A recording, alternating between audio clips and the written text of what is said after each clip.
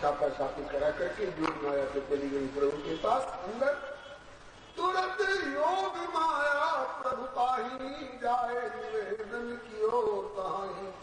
जैसी प्रभु ने आज्ञा दी मैंने वैसी मंच व्यवस्था की। हे लीलाधर प्रभु, अभिनय में प्रवीण नटवर नट नागर, विश्व मंच पर लीला वैभव लेकर पधारना चाहते हो न? जैसी आज्ञा हुई कि मैंने छापा छापी कराकर लीला का मंच तैयार कर दिया। अब किसको कौन पाठ देना है और आप जानो और आपके पार्षद जाने। इधर इन दोनों को अफसोस होने लगा, हाय हमारी बुद्धि आज कैसी मारी गई है। कभी प्रभु की आज्ञा की अवहेलना, कभी प्रभु के भी आदरणीय मंडलीय ऋषियों की अवज्ञा। अब तो हमारा पतन हुआ, वैकुंठ से धरती पर गिरना पड़ेगा, वो भी एक बार नहीं 3 बार, वो भी मनुष्य बनकर के नहीं असुर बनकर के। उधर वे संकादिक कुमार अफसोस कर रहे हैं, हाँ उनकी क्या गलती थी, क्यों हमने शाप दिया। ये तो अपनी ड्यूटी अपना कर्तव्य पालन कर रहे थे। द्वारपाल तो होते ही इसीलिए है, कोई अजनबी बिना पूछे प्रवेश करने लग जाए तो टोको रोको पूछो क्यों जा रहे हो, प्रभु से मिलना है, बोले ठहरो अनुमति लेकर आऊंगी। यदि हाँ तब प्रवेश और ना तब वापस। ये तो बेचारे अपना कर्तव्य पालन कर रहे थे, इनकी क्या गलती थी, क्यों हमने इनको साथ दे दिया, बड़ी भूल हो गई। इतने में सामने से प्रभु आते दिखाई पड़ते।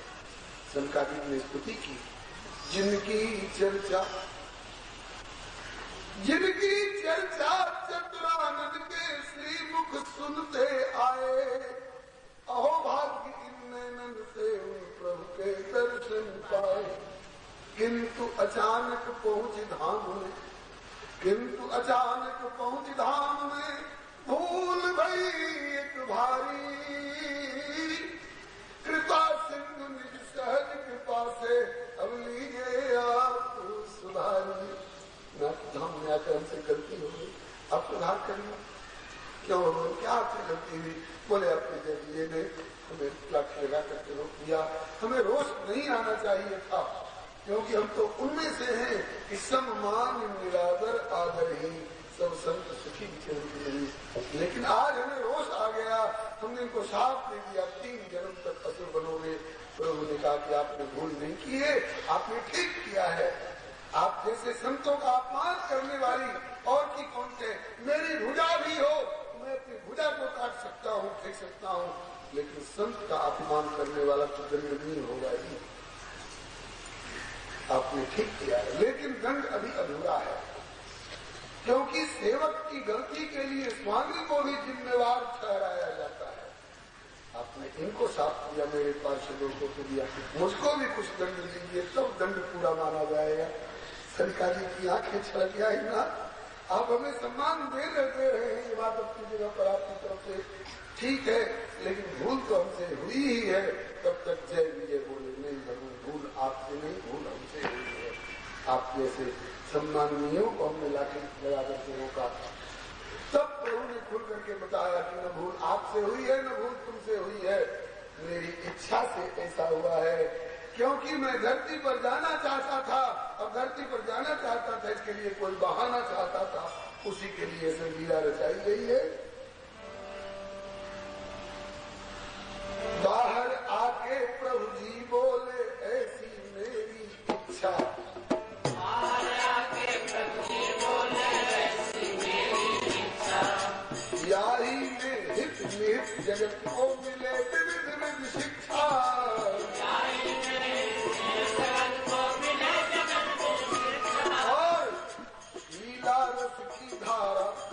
इसी बहाने लीला रस की धारा बहे, भक्त सुख दैया देवा में मैया लक्ष्मी। लीला रस की धारा बहे, भक्त सुख दैया देवा में मैया लक्ष्मी। अब इनके हित बाल अनेकन में लूंगाय उतारा। अब इनके हित बाल अनेकन में लूंगाय उतारा। ये असुर बने जब करे उपद्रव मारे,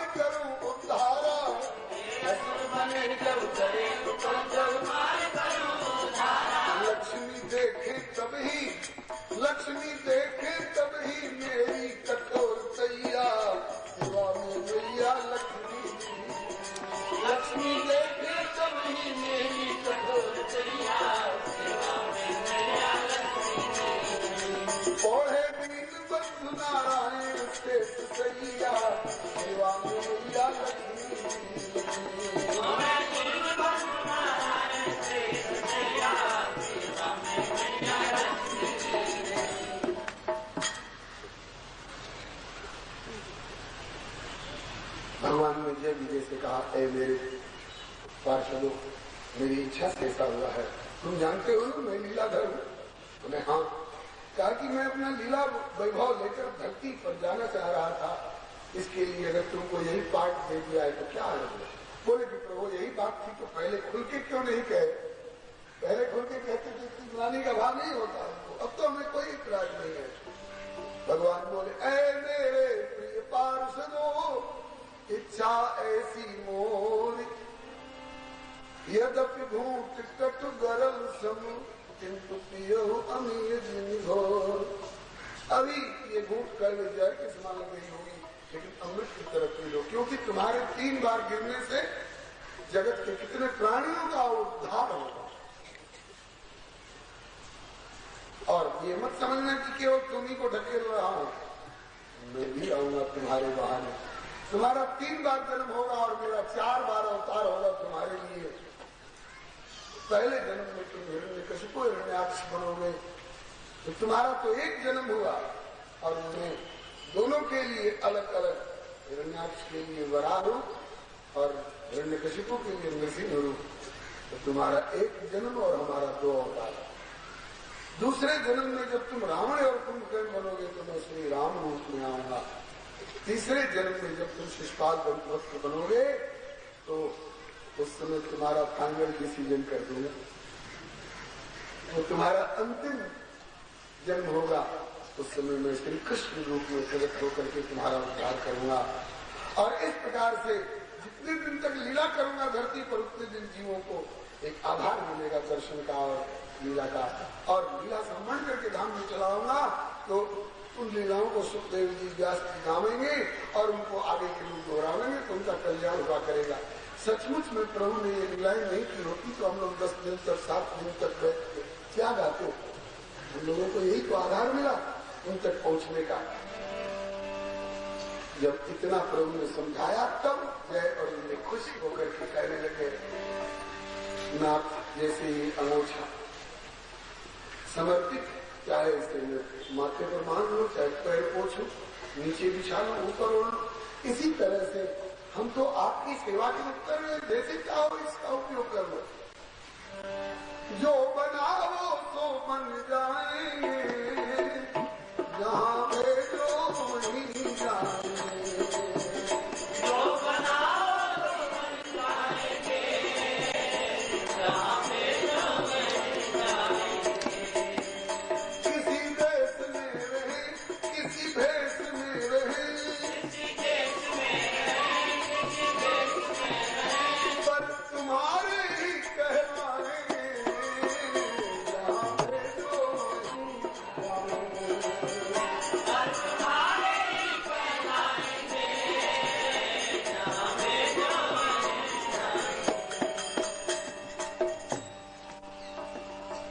नाथ हम तो आपके जैसे चाहो हमारा उपयोग करो। मेरी डोरी प्रभु तेरे कर में, चाहे जंगल में रख लो या घर में। मेरी डोरी प्रभु तेरे घर में, चाहे जंगल में रख लो या घर में। हो ठिकाने पे अथवा डगर में, रखना बसना तो अपनी नजर में। ओ ठिकाने में अथवा नगर में, रखना बसना अपनी नजर में। नाम तेरा सुमर तुमको ही याद कर, नाम तेरा सुमर तुमको ही याद कर, नाम तेरा सुमर तुमको ही याद कर। नाम तेरा सुमर तुमको ही याद कर। मन को तुमसे ही बहलाएंगे, जहाँ भेजो वहीं जाएंगे।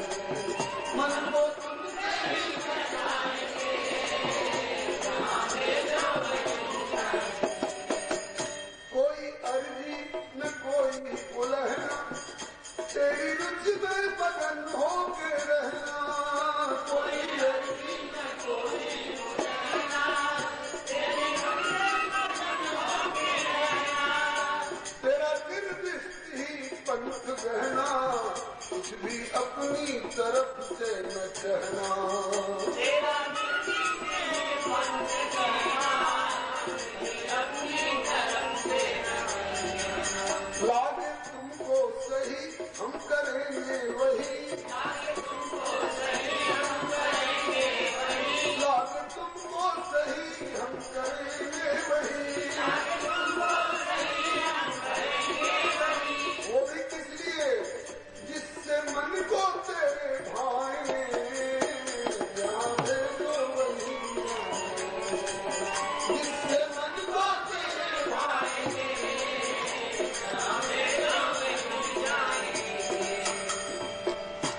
कितने दिनों के लिए ना, बस बेटे 3 जन्म के लिए, कोई बात नहीं, कुछ दिनों तक रहेंगे धरा पे और त्रिलोकी पे मारेंगे छापे, कुछ दिनों तक रहेंगे धरा पे और त्रिलोकी पे मारेंगे छापे, जग में प्रताप जब मेरा व्यापे, होंगे नारायण अवतीर्ण आपे,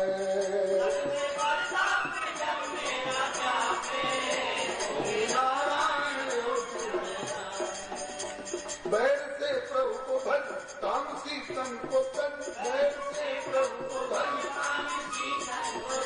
बैर से प्रभु को भज तामसी तन को तन,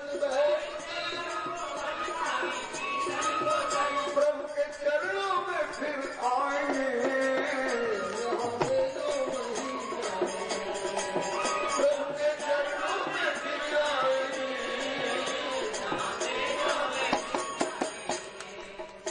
जो बनाओ तो बन जाएंगे, जहाँ भेजो वही जाएंगे,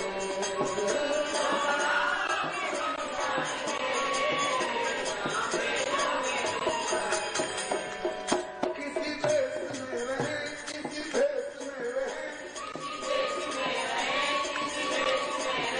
किसी देश में रहे, किसी देश में रहे,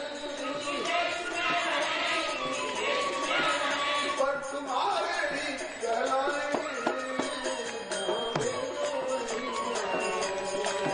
पर तुम्हारे ही कहलाएंगे,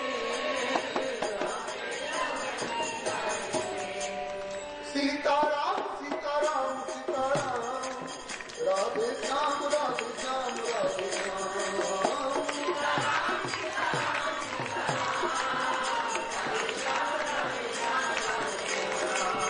सीताराम सीताराम सीताराम, राधे श्याम राधे श्याम राधे श्याम,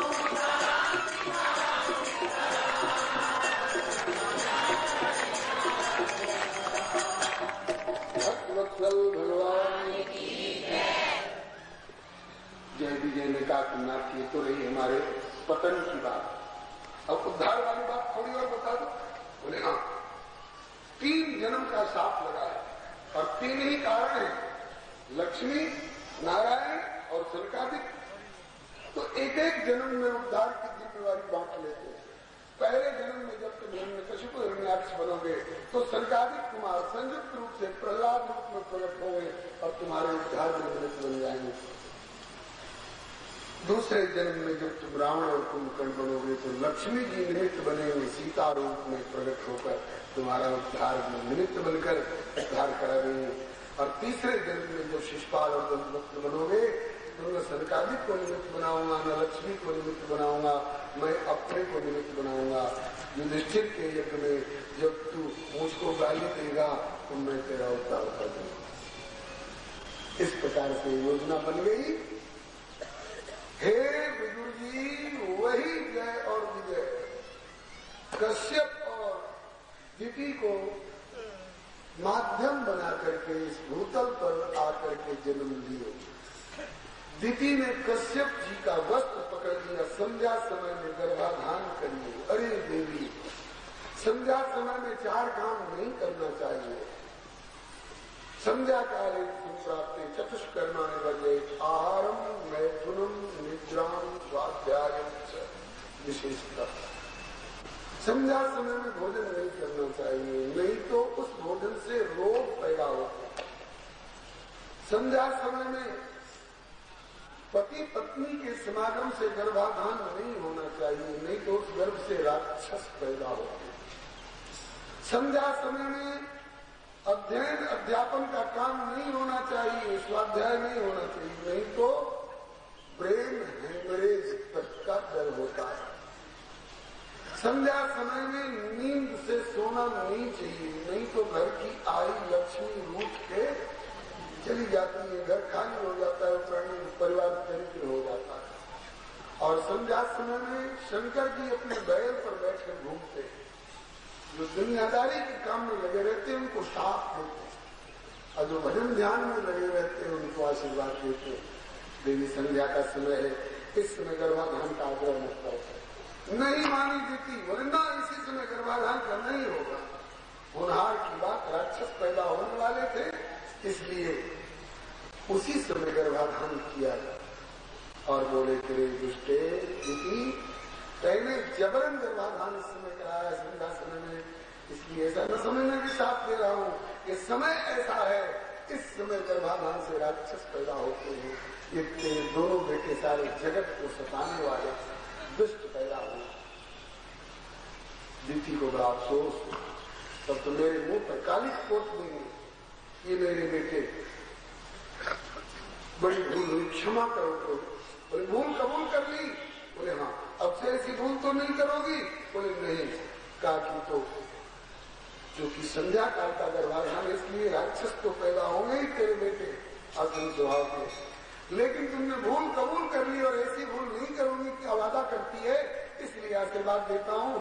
तेरे बेटे का जो बेटा होगा बहुत भक्त होगा और तेरे मुंह के काली को धो देगा, उसका नाम होगा प्रहलाद।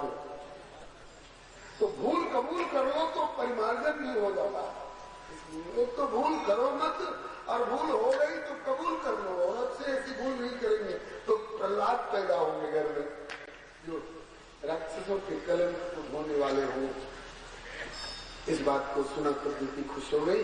इसके बाद वही दोनों आकर के हिरण्यकशिपु और हिरण्याक्ष के रूप में जय और विजय पैदा हुए। हिरण्याक्ष जन्म से ही बड़ा उपद्रवी, बड़ा पराक्रमी, इसलिए पृथ्वी को ही ले जाकर रसातल में छिपा दिया। फिर बता ही चुका हूँ, मैत्री जी कहते हैं कि हिरण्य जी बता ही चुका हूँ कि ब्रह्मा की प्रार्थना पर उनके नासा विवर में से भगवान का बड़ा रूप में उतार हुआ, प्रगट में छोटे से बड़ा तोप के रूप में बढ़ते बढ़ते बहुत भारी विशाल स्वरूप से प्रकट हुए और रसातल में गोता लगा करके धरती जल में रसातल में पहुंचे और पृथ्वी को लेकर के आए। इधर हिरण्याक्ष ताल ठोकता हुआ घूम रहा था, कौन मुझसे टक्कर लेने वाला है, कोई हो तो आ जाओ। किसी की हिम्मत नहीं पड़ रही थी। नारद जी दिखाई पड़ गए, नारद जी को ललकारा हिरण्याक्ष ने, नारद मुझसे लड़ो, मेरे हाथ में खुशी चल रही है, लड़ने वाले तो खोज रहा हूँ। नारद जी बोले कि लड़ना बिल्कुल नहीं जानता हूँ। बोले क्या जानते हो? कहा लड़ाना बहुत बढ़िया जानता हूँ। कहा लड़ नहीं सको तो कोई लड़ने वाला ही बता दो, किसी से लड़ाई दो। कहा लड़ने वाला तो ऐसा बता दो कि तेरे दिमाग को ठंडा कर दे। दिमाग कोई नहीं, तुझको ही हमेशा के लिए ठंडा कर दे। बोले कौन है मुझसे लड़ने वाला ऐसा? बोले कि विष्णु। विष्णु? विष्णु की क्या मजाल जो मुझसे टक्कर ले सके? कहाँ है विष्णु?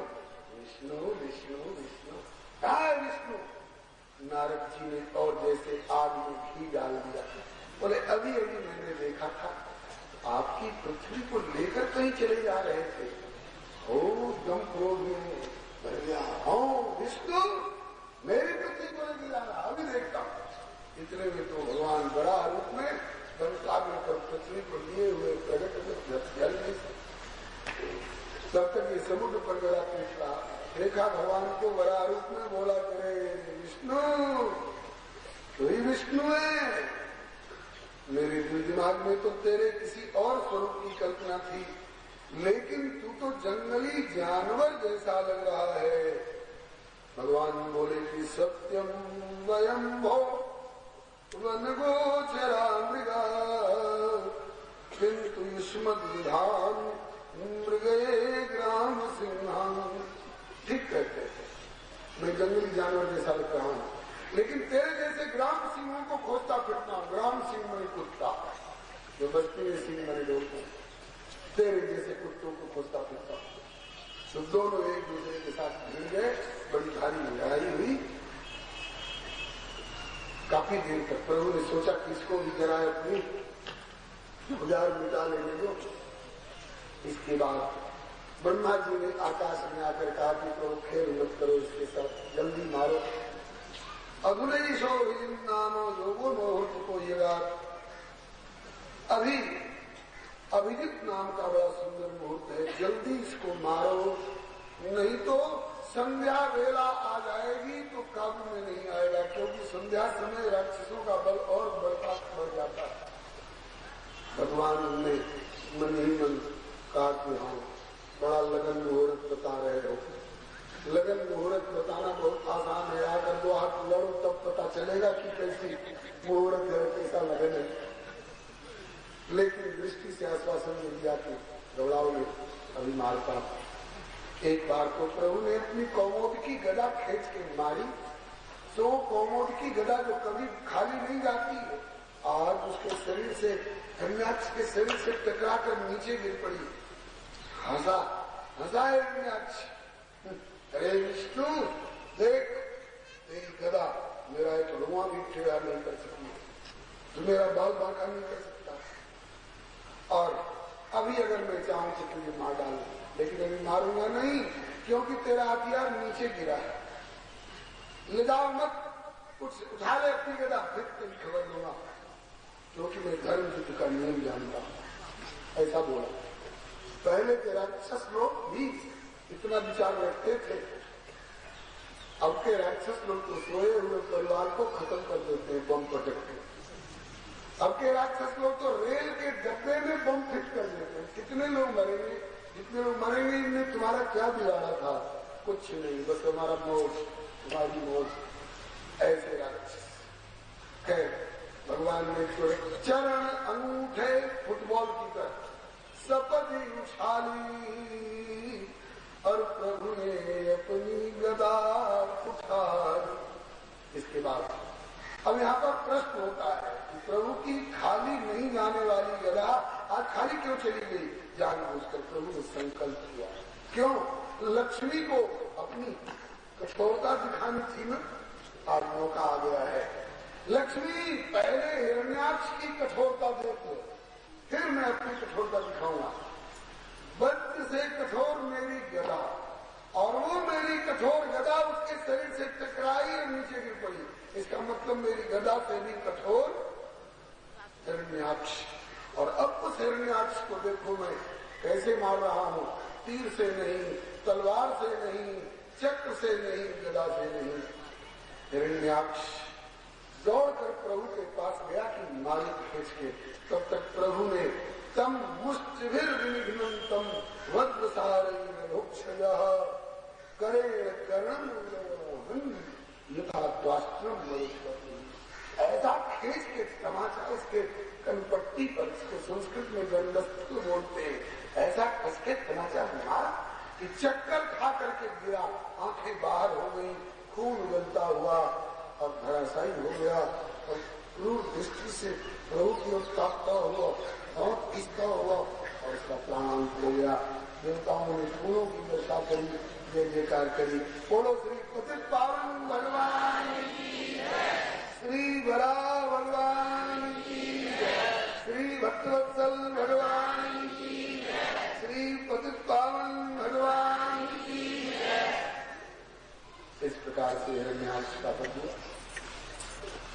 और बड़ा भगवान की जय जयकार हुई।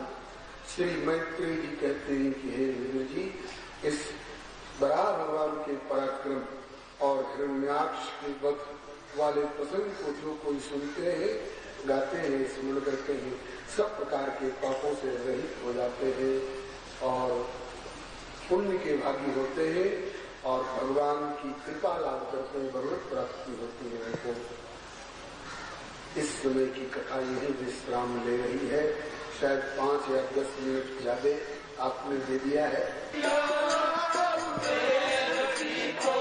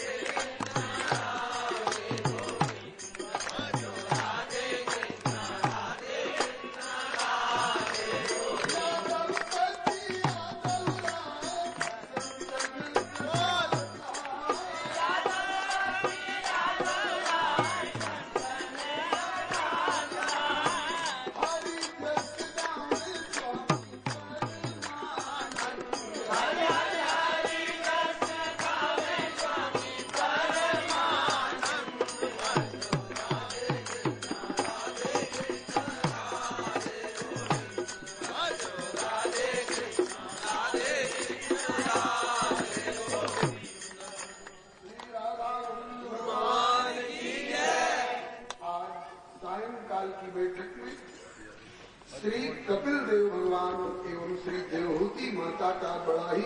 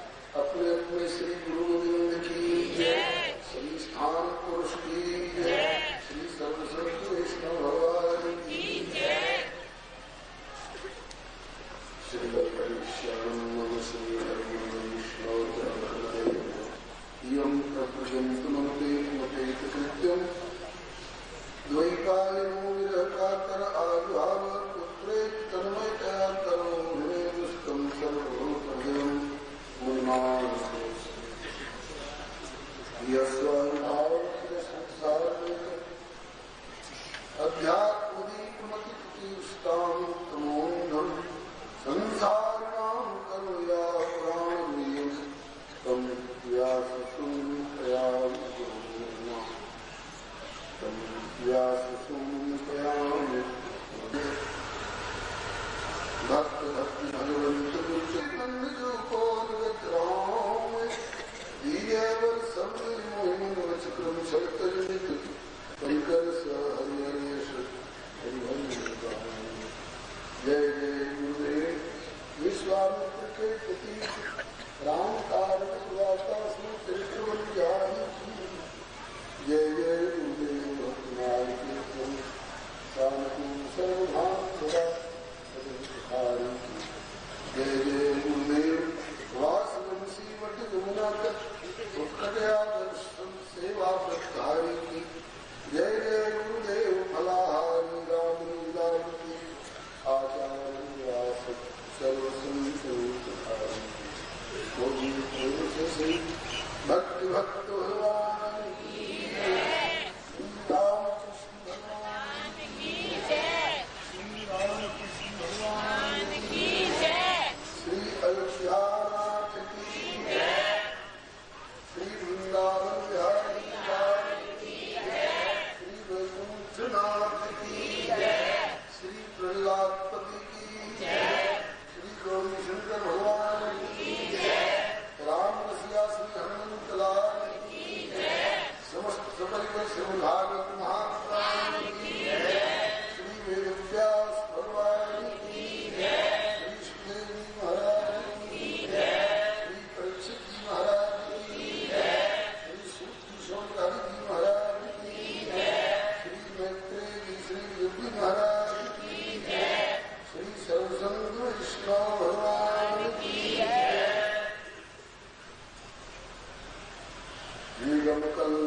कल्पतरोलंबं फलं सुखमुखादं तद्रवसंयुतं शिवप्रभावतं रसमालयं मुहुरवो रसिषा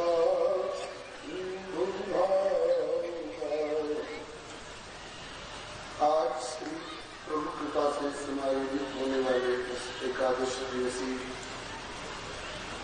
श्रीमद् भागवत महापुराण कथा सप्ताह का चतुर्थ दिवस है। श्री प्रभु कृपा से अपराह्न की बैठक में कथा प्रारंभ होने जा रही है। आप लोग अपने अपने स्थान पर शांतिपूर्वक विराजमान रहकर समाहित चित्त से कथा का श्रवण करें। श्री प्रभु कृपा से पूर्व प्रसंग में आपने तीसरे स्कंध में श्री वराह भगवान के द्वारा आदिदेव हिरण्याक्ष का वध एवं पृथ्वी को यथास्थान पधराने वाले प्रसंग पर्यंत कथा का श्रवण किए। अब कथा आगे की प्रारंभ होने जा रही है। आपको ध्यान होगा एक ही कथा कालक्रम से अलग अलग समय पर 3 जगह हो रही है। श्री नैमिषारण्य में श्री सूत जी श्री शौनकादि कथा से ऋषियों को सुना रहे हैं और यह कहकर के मैं वह कथा सुना रहा हूँ जो श्री सुखताल में हमारे गुरुदेव श्री सुखदेव जी ने श्री परीक्षित जी को सुनाई और श्री सुखदेव जी यह कहकर के सुना रहे परीक्षित जी को परीक्षित मैं वह कथा सुना रहा हूँ जो तुम्हारे पूर्वजों को तुम्हारे पितामह 5 पांडवों के जो चाचा लगते थे उन श्री विदुर जी की जिज्ञासा पर श्री मैत्रेय ऋषि ने श्री हरिद्वार में यह कथा सुनाई थी। वही कथा फिर यहाँ दोहराई जा रही है श्री संत सद्गुरु कृपा से। आप सुन चुके हैं कि ब्रह्मा जी ने अपने अंग अंग से अनेक ऋषि पुत्र रूप में प्रकट किए। मरीचि, अत्रि, अंगिरा, पुलस्त्य, पुलह, प्रतु, भृगु, वशिष्ठ, दक्ष एवं नारद इत्यादि कई पुत्र प्रकट किए। इन्हीं में से एक कर्दम जी कर्दम जी ब्रह्मा जी की छाया से प्रकट हुए हैं। जब ब्रह्मा जी ने आज्ञा की कि मेरे प्यारे पुत्रों, प्रभु की इच्छा है इस सृष्टि का विस्तार हो, तो सुयोग प्रजा का विस्तार हो सके, इसके लिए इसमें तुम लोगों को भी योगदान करना है। इसके लिए आवश्यक है कि पहले तपस्या करके दिव्य शक्ति प्राप्त करो, जिससे सुयोग प्रजा का विस्तार हो सके। प्रजा भगवान कर्दमो ब्रह्मणोदित सरस्वत्याम तपस्ते सहस्राणाम समापस। ब्रह्मा जी की आज्ञा मान करके प्रजापति कर्दम जी ने 10,000 वर्ष तपस्या की सरस्वती नदी के किनारे। इनकी तपस्या से प्रसन्न होकर के भगवान दर्शन देने आए। प्रभु के दर्शन से कर्दम जी को बड़ा आनंद हुआ।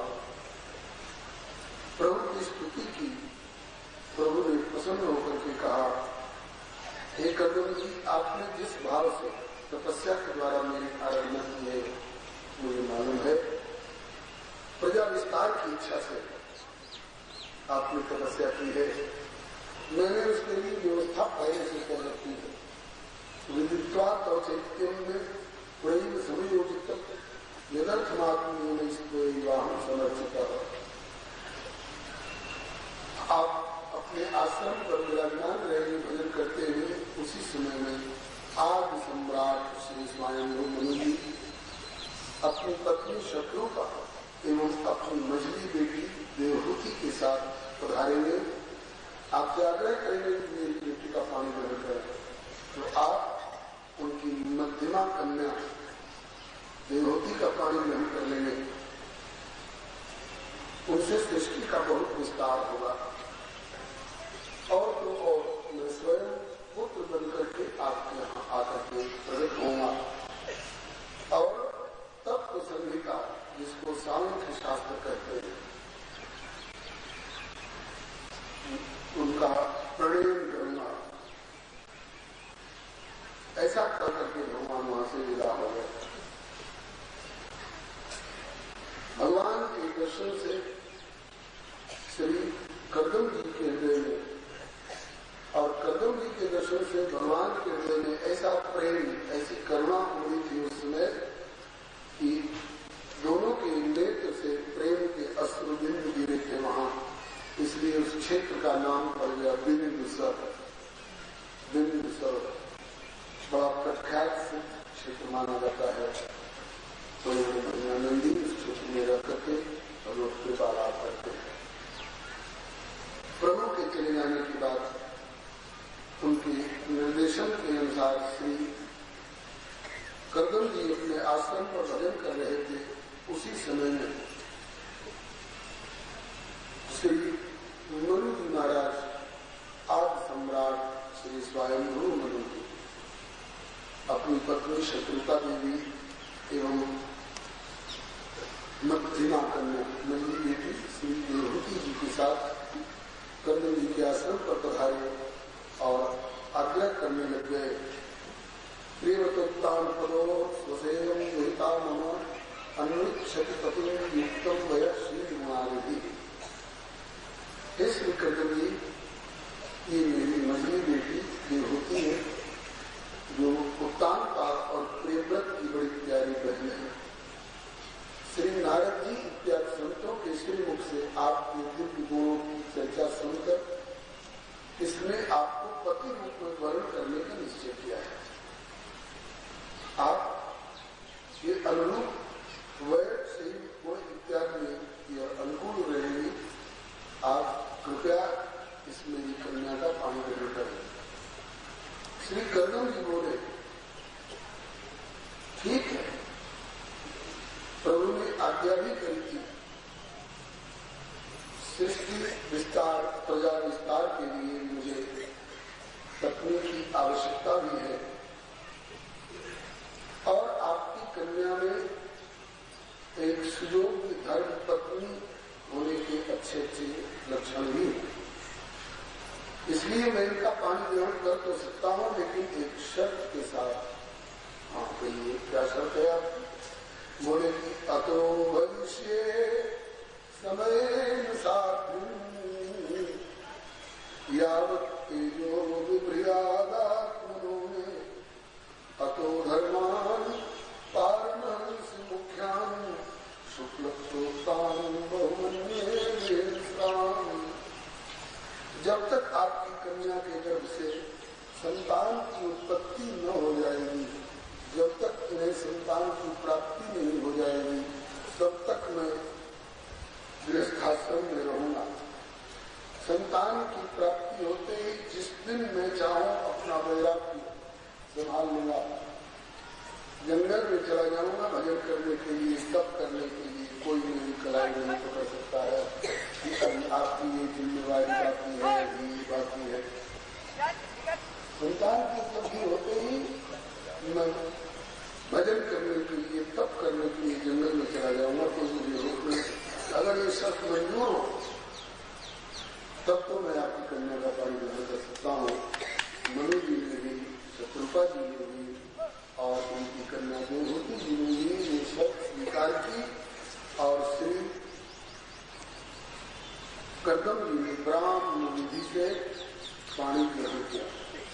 अपनी कन्या कर्दम जी के हाथ में सौंप कर कन्यादान करके जीवन श्री मनु जी अपनी राजधानी बरिष्मतीपुरी को वापस लौट गए। आजकल उस नगरी को बिठूर कहते हैं, कानपुर के पास में मनु जी की राजधानी रही है। वही ध्रुव जी का जन्म हुआ। आगे चलकर मनु जी बरिष्मतीपुरी अपनी राजधानी के लिए लौट गए।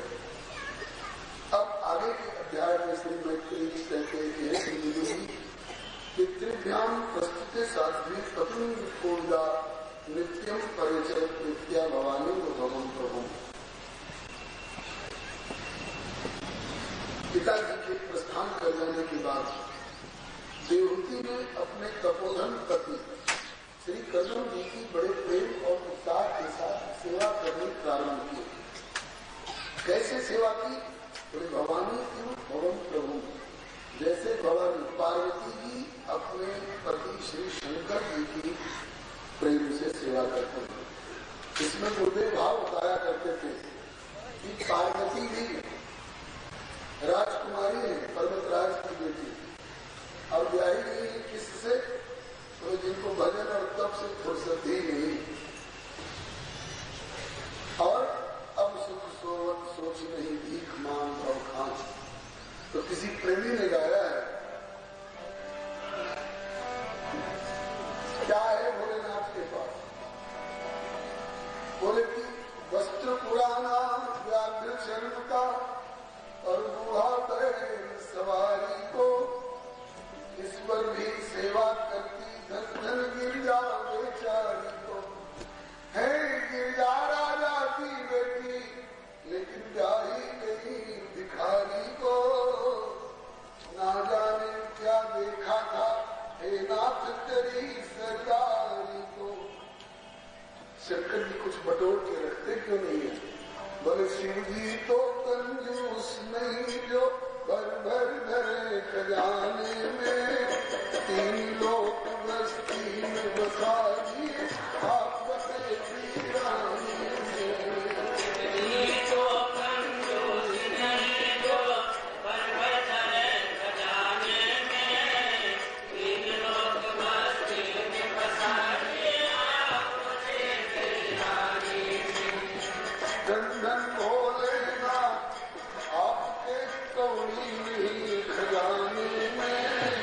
तीन लोग बस्ती में बसा दिए आप बसे वीराने में।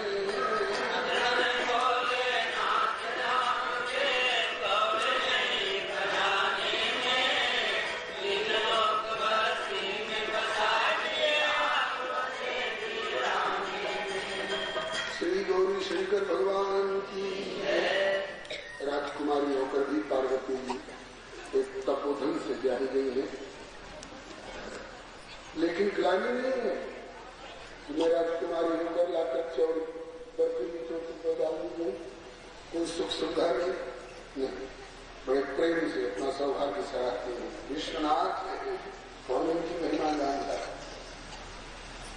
विश्वनाथ मम नाम पुरारे प्रभु नाम तुम्हारे। ऐसे ही आज सम्राट की प्यारी राजकुमारी है देवहूति, लेकिन ब्याही में झोपड़ी में रहने वाले एक जटाधारी कपूरधन ऋषि के साथ, कर्दम के साथ इस बात की दीवानी नहीं है कि मैं राजकुमारी होकर लाकर झोपड़ी में डाल दिए। बड़े प्रेम और उत्साह के साथ अपना सौभाग्य सराहती हूँ। मैं बड़ी भाग्यशाली नहीं हूँ, ऐसे तपोधन पवित्र आत्मा पति प्राप्त हो। बड़े उत्साह और प्रेम के साथ सेवा करने लग गए।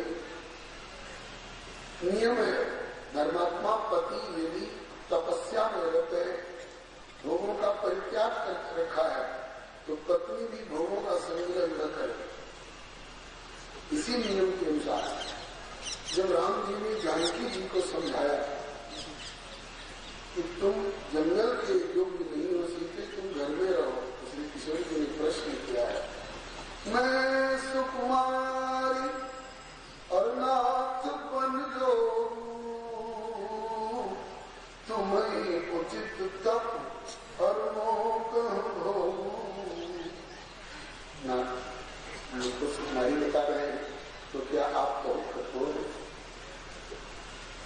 जब सुख के दिनों में सोने के महल में चंद्रोवाचार मखमल के हीरे की झालरें हीरे खाए थे, आस पास दासी दास जिनकी खवासी करे, शीतल सुगंध मंद पवन बुलाए थे, धवल दुग्ध फेन के समान स्वच्छ सेजन पर आज तक पौड़ते रहे जो सुख पाए थे। और सोई रघुनाथ अब हाथ शीश सो लगाए सोए, पाथरी शिला पर उस साथी बिछाए थे। जब सोने के महल में सुख के दिनों में आपका साथ दिया है, तो विपत्ति के दिनों में वनवास के समय में आपका साथ छोड़कर आप धरती पर जंगल में सोए और मैं महल में पलंग पर सोऊं, एक पतिव्रता के लिए उचित नहीं होगा। मैं आपका दुख में भी विपत्ति में भी साथ दूंगी। मेरे पिताजी ने मुझे ऐसी ही शिक्षा दी है। एक पतिव्रता का यही धर्म। तो धर्मात्मा पति ने जिस सांचे में अपने जीवन को ढाल रखा है, पतिव्रता भी उसी सांचे में उसके जीवन को ढालकर पति अनुकूल सदा है सीता। ऐसे ही श्री देवहूति जी ने भी अपने जीवन को तपोमय सांचे में ढाल दिया। इनके सिर के केस की भी जटाएं बन गई, इनका शरीर भी तपस्या के कारण कृष्ण हो गया। बुढ़िया सर की लगने लग गई, लगता नहीं था कि कहीं की राजकुमारी है,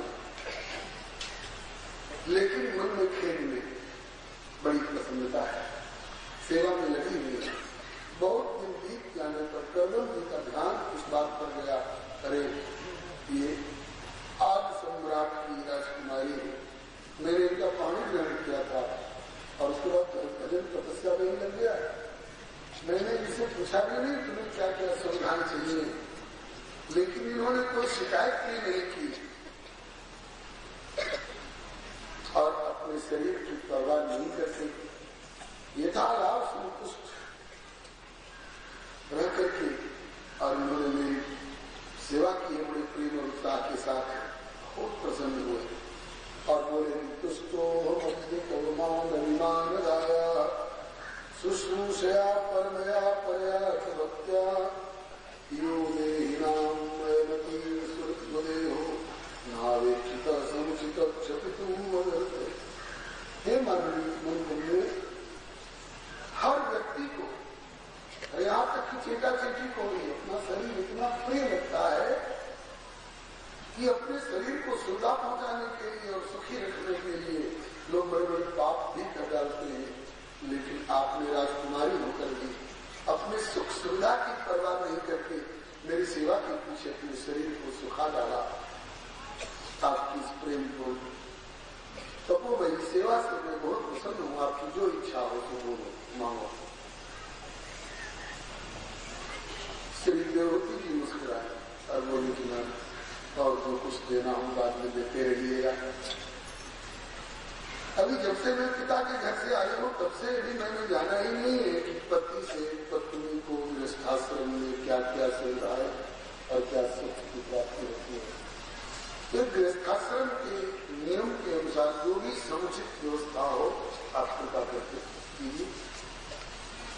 शास्त्रोचित आग्रह जान करके श्री करदम जी महाराज बड़े प्रसन्न हुए और एक सरोवर दिखाया, बोले आप इसमें स्नान करो। सरोवर में गोता लगाएंगे देवती जी। गोता लगाने से पहले तो जो गुड़िया शरीर की लग रही थी, शरीर सूखा हुआ सा था और अकेली थी, और सरोवर में गोता लगा करके निकली तो ऐसा लगने लगा जैसे आज ही अपने पिता के घर से गौना करा के आए हैं, 16 वर्षीय किशोरी स्वरूप हो गया। तुरंत के खिले हुए कमल के समान चेहरा, शरीर भी वैसा ही पुष्ट। और किनारे पर सैकड़ों दासियां खड़ी हैं, आईना, कंघी, तेल, फुलेल, वस्त्र, आभूषण, अंगराग इत्यादि लेने करके और आज्ञा कर रही है, वयम कर्म करी स्तुभ्यम साधिन करवाम किम। महारानी जी हम आपकी सेविकाएं हैं, आप हमें आज्ञा करें, हम आपकी क्या सेवा करें। विद्यमान में सेवा के सभी उपकरण आपके समक्ष प्रस्तुत हैं। एक तौलिया से उनके शरीर को पोषने लगे, एक वस्त्र धारण कराने लगे, कई उनकी चोटी बूझने लगे और अंगराग आभूषण इत्यादि सजाने लगे। एक बार तो देवहूति जी को बड़ा आश्चर्य हुआ, इस सुनसान कुटिया में इतना वैभव ये सब कहां से आया, जो देवराज इंद्र को भी दुर्लभ हो। ऐसे ऐसे सुख साधन में कहां से आ गए, समझने में देर नहीं लगी कि विधि विस्मयदायक विभव मुनिवर तपोबल कीने। हमारे तपोधनपति ने अपने तपोबल से संकल्प द्वारा सारा अनुभव प्रकट किया है। इसके बाद करदम जी ने भी अपना 16 वर्षीय किशोर स्वरूप प्रकट किया अपने संकल्प द्वारा, और पुनः संकल्प द्वारा एक कई मंजिला विमान प्रकट किया। वो विमान क्या था, कई मंजिला महल था, उसमें पलंग, गद्दा, तकिया, नौकर, चाकर, खान पान सभी प्रकार के गृहस्थाश्रम में काम आने वाले सुख साधन थे, उपकरण थे। उस विमान में अपनी पत्नी देवहूति के साथ विराजमान होकर के श्री करदम जी ने दीर्घ काल तक देवताओं के विहार स्थलों में वैश्रम्भक वन, सुरसन वन, नंदन वन, पुष्पभद्रक वन, चैत्ररथ वन, मानस वन, ये देवताओं के विहार स्थल है, उद्यान है। इनमें घूमते फिरते दीर्घ काल तक अपनी पत्नी देवहूति के साथ में विहार करते रहे। समय पाकर कालक्रम से 9 कन्याओं की प्राप्ति हुई। समय बहुत बीत चुका था। इस बीच में करदम जी को इस बात पर ध्यान गया, अरे गृहस्थी का जाल देखो कैसा है, कहाँ तो मैं तपोधन भजनानंदी ऋषि था और कहाँ गृहस्थी के जाल में फंसा तो सारा भजन तक भूल गया और इसी भव प्रभाव में पड़ गया। लेकिन अब तो मैं स्वतंत्र हूँ, क्योंकि 9 कन्याओं की प्राप्ति हो चुकी है। मैंने शर्त लगाई थी कि जब तक संतान की प्राप्ति हो तभी तक घर गृहस्थी के बंधन में रहूंगा।